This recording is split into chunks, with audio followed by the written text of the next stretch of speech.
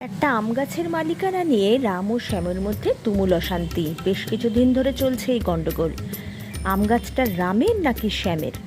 রাম বলে ওই আম গাছটা আমার, তো শ্যাম বলে না, ওই আম গাছটা আমার।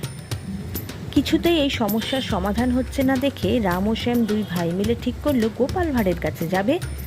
তিনি তো সব সমস্যার সমাধান করে দিতে পারেন। যথারীতি দুই ভাই মিলে একদিন গোপাল ভাঁড়ের কাছে হাজির হলো। সমস্ত ঘটনা খুলে বলল।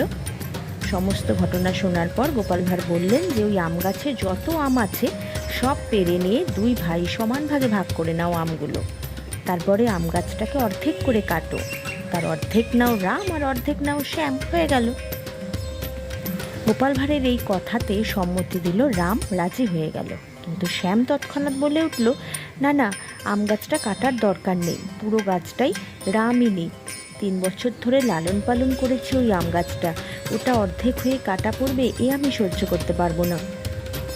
ব্যাস, গোপাল ভাঁড় সমস্ত সমস্যার সমাধান করে দিলেন।